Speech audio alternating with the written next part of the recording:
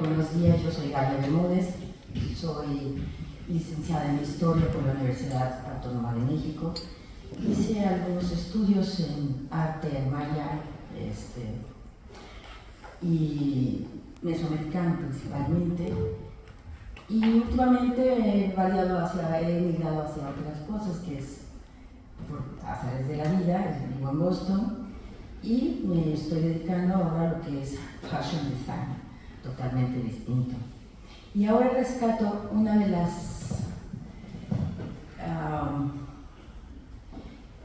pasiones de mi vida, que son los documentos. Cuando yo estudié historia en la Facultad de Filosofía de UNAM, empecé pensando que era la época colonial, una de las de mis pasiones. Y después me convencí de que iba a ser lo que es la historia mesoamericana, prehispánica, etc. Tuve la oportunidad de encontrar un documento por azares de la vida, en el cual encontré un significado para mí, para mi estudio, y ese que les vengo a compartir. He tratado de reducir todo el estudio que hice, sacando toda la paja y dejando el esqueleto, pero con carnita, para que puedan ustedes apreciar este material. Voy a ir deteniéndome, si puedo, en algunas de las imágenes para explicar un poquito más, pero me voy rapidito para cuestiones de tiempo.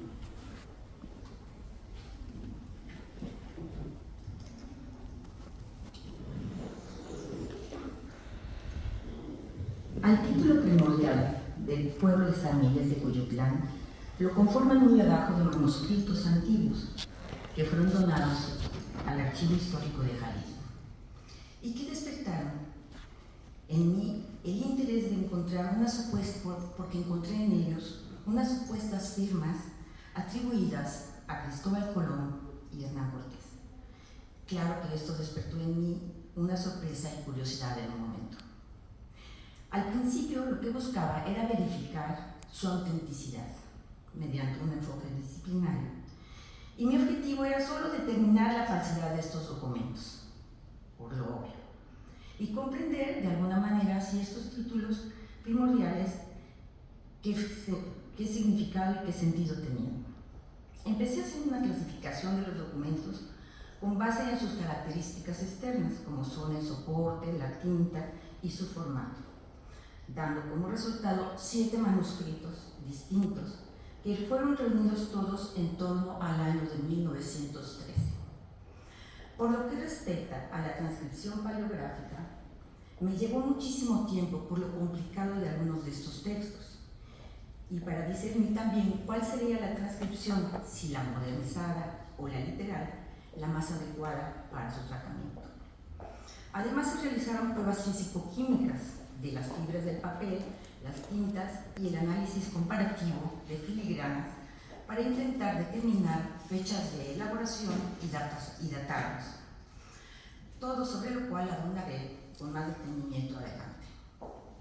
Durante el proceso encontré correlación entre algunos de estos documentos y los llamados códices de Chaloyan, los cuales fueron famosos por ser documentos pictográficos indígenas del periodo colonial, elaborados para establecer posesiones territoriales y también genealogías que contienen elementos auténticos y funcionales para los fines que perseguían.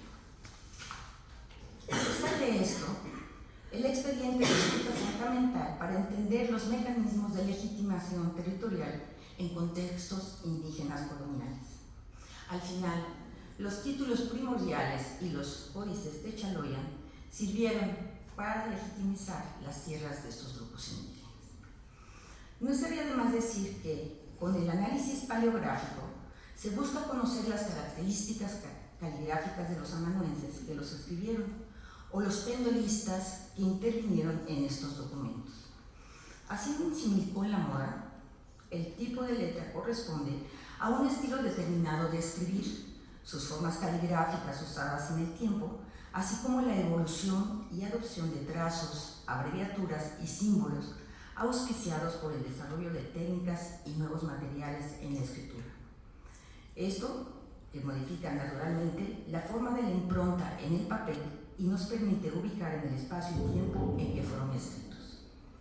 Ahora, hablando de la diplomática, se reconoce que son las características internas de los manuscritos, propiamente el análisis de carácter jurídico, y que provee la posibilidad de ubicarlos y clasificarlos dentro de los distintos tipos documentales generados en las cancillerías en las diferentes épocas, y que detallan específicas disposiciones y proporcionan el conocimiento para entender la finalidad para los que fueron generados. En este aspecto, cabe hacer mención que el análisis debe de realizarse desde el punto de vista formal, es decir, atendiendo a las reglas de cada época y a los cánones protocolarios que se marcaban para su factura. Es decir, si los manuscritos corresponden al orden público o privado, o si se corresponden al tipo documental indiano o emanados de la corona o la autoridad regia. Esto ayuda a esclarecer de quién o quiénes proceden, ya sea del rey, de virreyes, presidentes de audiencias u otras instancias gubernativas españolas. Al investigador no solo le debe interesar la forma en que está redactado el documento, sino también la información que pueda recuperarse del mismo. Para ello recurre a la paleografía, la diplomática o la lingüística, disciplinas que ofrecen información importante. Y no hay que olvidar la existencia de aquellas de carácter arqueológico, artístico, iconográfico, entre otras. Otras que son complementarias para el estudio de las fuentes textuales. A mediados del siglo XX, los historiadores se encontraban con una dificultad en las transcripciones de documentos por la falta de sistematización y unidad en el criterio paleográficos. Esto se trató de subsanar a través de dos modalidades. La primera consiste en la transcripción extremadamente rigorista, erróneamente denominada paleográfica, que se limitaba a una transliteración de las grafías manuscritas, intentando representar cualquier signo y dejando sin desatar abreviaturas, etc. Y una segunda, con la transcripción modernizadora de la lengua, que se aleja por completo de la realidad gráfica y lingüística del manuscrito.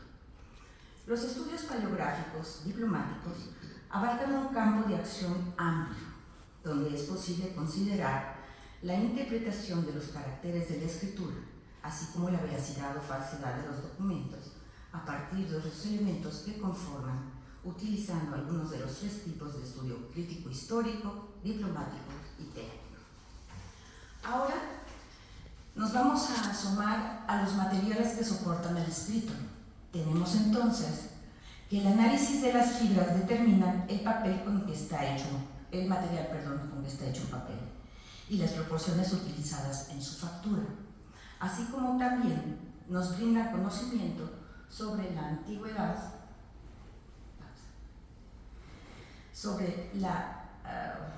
antigüedad por el contenido de las fibras, que son principalmente algodón, lino, cáñamo o sisal, pues estas fueron empleadas durante muchos siglos en la fabricación de material escritorio. Es hasta el siglo XIX cuando se comienza a producir papel con celulosa, de ahí la importancia del análisis de fibras, porque los resultados que nos arrojó fueron determinantes y son determinantes para cualquier tipo de investigación histórico-paleográfico. Aunque muchos de ustedes, yo creo, pueden conocer el proceso o conocen el proceso de elaboración del papel, no está de más recordar brevemente la historia que precedió a la hora de fabricación de papel con celulosa. El papel fue inventado en la antigua China y su técnica rápidamente pasó a los países del Mediterráneo a través de los árabes. En el siglo XII se extendió por toda Europa y la industria papelera del continente lo elaboró en forma manual con trapos principalmente de algodón, cáñamo y lino, incluyendo ocasionalmente el ramio y el slag. Estos trapos eran colectados y llevados al molino de mazos, o batán, como se le denominó en la Nueva España. En el molino los trapos eran clasificados según sus calidades y purezas. Los que provenían del algodón, cáñamo o lino eran de primera calidad, eran destinados para la elaboración de un papel más fino llamado florete, destinado para escrituras y documentos importantes. Aquellos provenientes de los trapos más burdos y groseros permitían la fabricación de un papel de calidad más baja denominado medio florete, el cual se empleaba para producir papel de estraza o papel más deleznado. En la Nueva España, el papel que se empleó era abastecido por la metrópoli. Desde fechas muy tempranas se prohibió la fabricación de papel y tintas en las colonias de ultramar. Mediante la pragmática del 15 de diciembre de 1636, España monopolizó la producción y distribución de papel con el fin de obtener mayores ingresos para la Real Hacienda, ordenando el uso de papel sellado para todos los negocios, ya fueran públicos o privados, gubernativos o incluso eclesiásticos. Con esta prerrogativa regia, se establecieron 4 tipos de papel sellado, los cuales llevarían los escudos de armas y nombres del rey, así como el tamaño y costo que variaban según el asunto para el cual iban a servir. El primero de pliego entero, con un costo de 24 reales, destinado para despachos de gracia y mercedes. El segundo del mismo tamaño, pero con un valor de 6 reales, destinado para escrituras, testamentos y contratos.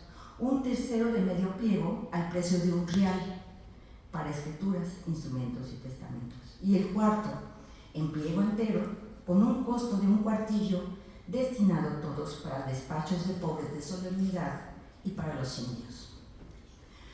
Aunque se tiene noticia que en los primeros tiempos de la colonia se establecieron batanes y se produjo papel en México, el desarrollo de esta industria fue frenado por estas disposiciones de la corona, así que es poco probable que alguno de estos documentos aquí estudiados haya empleado papel fabricado en México. Un elemento muy importante para la investigación del papel es el análisis de las filigranas. También se les conoce como marcas de agua, que nos permite reconocer al fabricante, su procedencia y también la fecha en que fue elaborado.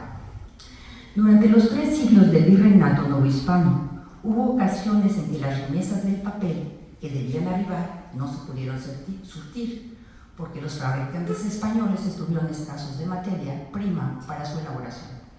Por ello se recurrió a la compra del papel producido en Francia e Italia para su abastecimiento. Y es por este motivo que aparecieron en la Nueva España documentos con marcas de agua o filigranas de los fabricantes de estos países. Sobre el origen y sentido primigenio de estas filigranas existen 2 teorías. Una, se le atribuye el sentido simbólico religioso ideada por los monjes albigenses como un modo secreto de comunicación. Y la otra, más aceptada, es la que se considera que es la marca distintiva del papel que emplea el fabricante, que yo me inclino más a esta. Aunque este expediente está constituido por, voy a ya hablar propiamente del documento, les di un preámbulo, sobre el origen y sentido primigenio.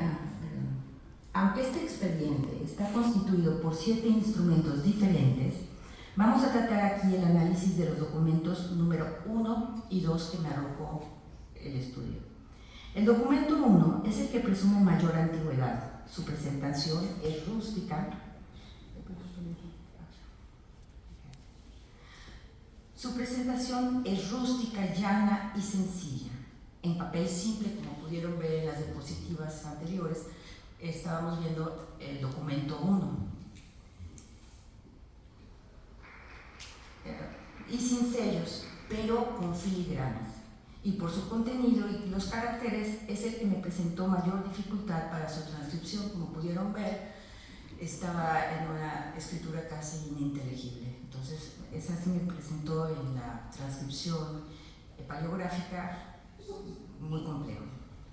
El documento 7 es propiamente el título primordial del pueblo de San Miguel de Cuyaplán, y confieso que al terminar la transcripción y al enterarme de su contenido, mi perspectiva cambió radicalmente.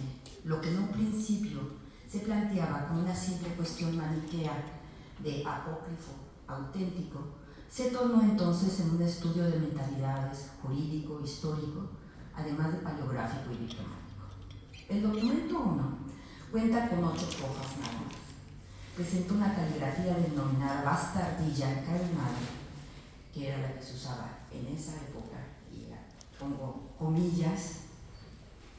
El papel es quebradizo, está mutilado y manchado, por lo que presenta algunas lagunas en su contenido. Carece de numeración, encabezados, apostillas a los márgenes y tampoco presenta salutaciones. Después de la transcripción, reparé que podría ser una copia de alguna ordenanza o merced real de principios del siglo XVII, con la finalidad de otorgar al pueblo el uso y beneficio del terreno, así como de sus aguas, montes, ríos y demás recursos naturales. El texto aparece, como ya les dije, en papel simple, sin sellos, emplea tinta negra ferrogálica, que al paso del tiempo se ha ido tornando sepia. Y lo que más llama la atención son las firmas de Hernán Cortés y Cristóbal Colón. Estas dos rúbricas pretenden imitar lo que sería un documento autógrafo signado a limón, lo que es inverosímil, ya que pertenecen a periodos distintos. Uno es al descubrimiento y el otro es a la conquista. E impensable que pudiesen coincidir estos personajes. La alusión de Hernán Cortés, otorguemos el beneficio de la duda, puede ser pertinente, pues por la fecha en que se elaboró el manuscrito, ya que este personaje estuvo presente en la Nueva España por aquellas épocas. Sin embargo, Cristóbal Colón nunca estuvo en esas tierras. Con el método comparativo fue fácil corroborar que las firmas que aparecen son falsas. Aquí vemos las firmas de Hernán Cortés en el documento y las firmas originales que se pueden constatar en los documentos oficiales, se podría decir.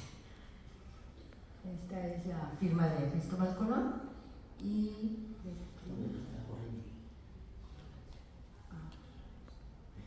aquí está la de Hernán Cortés como el Marqués del Valle de Cuernavaca. En relación con el análisis diplomático, existe la posibilidad de que se trate de una supuesta copia de una real merced de la fundación del pueblo, porque cumple con algunas fórmulas del tipo diplomático, en donde la figura de autoridad, en el nombre de la corona castellana, concede las tierras y aguas al pueblo de San Miguel de Cuyutlán, recientemente reducido y bautizado. El documento 7 es una copia de la real provisión que otorga la merced de tierra al pueblo de San Miguel de Cuyutlán y ostenta el título fundado en el año de 1528. El papel es empleado en este, es simple y tiene una escritura caligráfica del tipo cortesana, lo cual contiene una homogénea distribución. Aquí les presento el estudio que se hizo de fibras y del papel que se tomaron para hacer la correlación. Y les voy a adelantar, a mí este estudio fue más de lo determinante, aunque yo ya tenía conocimiento de algunos estudios que se han hecho en México, que es un tema bastante estudiado, de la datación de estos documentos. Y lo que arrojó el estudio de las fibras y tintas fue que es un documento en un papel del siglo XVIII, cuando se pretende que es del siglo XVI.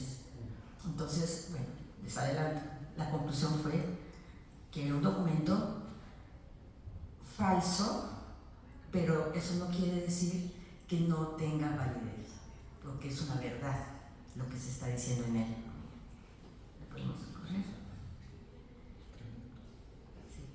El amanuense resaltó, subrayó los nombres de los personajes que le parecieron relevantes. Persisten más elementos como la foliación que aparece en el recto de las fojas en números romanos, a los que el escribano dotó de un valor numérico arábigo. Es interesante aquí también. Del análisis diplomático de este documento se concluye que también es una copia de la real provisión que otorga la merced de tierras al pueblo, y se denota en su estructura que el amanuense debió haberse basado en otros documentos que le sirvieron para imitar la forma de este mandamiento, cuyas ordenanzas se refieren a la reducción del pueblo, la conversión a la fe cristiana, la creación de una cofradía y la adopción de santos patronos. En resumen, todos los eventos que se suscitan ante la fundación de un pueblo que quería ser reconocido legalmente por la autoridad española en la época colonial. Otras características en esta real provisión son el crismón, el cual no aparece, que es la invocación, aquí en el 7 sí, que es la invocación a Cristo en los documentos, la intitulación que se presenta aduciendo a los reyes de España, La dirección, o sea, a quién va dirigido el documento, viene explícito al final. Y la exposición, que es el motivo del documento. En ella se hace un recuento de los hechos de la conquista, cómo fueron reducidos y convertidos a la fe católica. Se narra el proceso de rendición ante los conquistadores y expresa la voluntad de los reyes de otorgar la merced de tierra. La disposición donde el monarca español manda u ordena su decisión. En nuestro caso, hay 7 disposiciones. Otorgar nombre, por lo regular nombre de origen indígena, San Cuyutlán. Añadir un santo patrón, San Miguel. Se ordena que se respete y se siga esta merced real. Se forma cofradía para el pueblo. Se ordena el empleo de hierros para herrar muebles y bestias. Se establece un hospital de pobres enfermos. Se concede el teponazcle como su instrumento musical. Y finalmente, la 7ª es la designación de un cura, ministro o clérigo para que enseñe la doctrina cristiana y administre los sacramentos. Las cláusulas finales del protocolo final, que se refiere a lugar y fecha, en este caso, ambos datos se anotan en el cuerpo del texto. La validación de nuestro documento son las supuestas rúbricas de los reyes castellanos y las de Hernán Cortés, careciendo de otros más intervinientes. El sello es la última fase que valida una real provisión, pero carece del mismo, ya que se elaboró en papel blanco y ordinario. En conclusión, puedo inferir que el amanuense que elaboró el documento 7 se basó en el primer documento, pues en él aparecen los nombres y las rúbricas de los mismos intervinientes. En cuanto a la forma que representa, parecía ser un traslado, aunque no se menciona que lo sea. La intención del personaje que lo facturó es hacerlo pasar por un título original redactado en el siglo XVI. Es obvio que este manuscrito se redactó a un periodo posterior al tiempo que mencionamos. Me voy a saltar un poquito porque ya estoy en tiempo. Y, bueno, para cerrar, puedo decir.